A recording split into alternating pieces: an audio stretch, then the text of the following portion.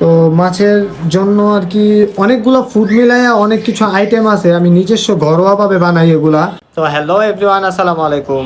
আজকে আমি আরেকটা ভিডিও নিয়ে আসলাম আপনাদের মাঝে, আম, মাছের ফুড নিয়ে আর কি, মাছের খাবার নিয়ে।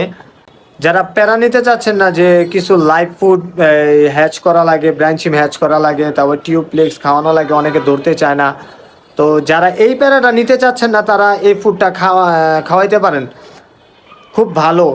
আম, আপনাদের যাদের যাদের লাগবে আমাকে জানাইতে পারেন, আমি ইনশাল্লাহ আপনাদের আম, দিতে পারবো। তো মাছের জন্য আর কি অনেকগুলো ফুড মিলাইয়া অনেক কিছু আইটেম আছে, আমি নিজস্ব ঘরোয়াভাবে বানাই এগুলা। আম, ঘরোয়া বলতে বলতে পুরোটাই ঘরোয়া, আমি অনেক কিছু মিক্স করে তারপরে বানাই।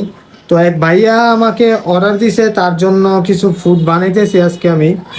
আম, তবে অনেকে জিজ্ঞেস করবে যে কি কি আমি মিশাই এখানে, তবে একটু সিক্রেট এটা আমার, হ্যাঁ, আমার কাছে আর কি একটু সিক্রেট রাখছি আমি। ইনশাল্লাহ কোনো একদিন আপনাদের বলবো।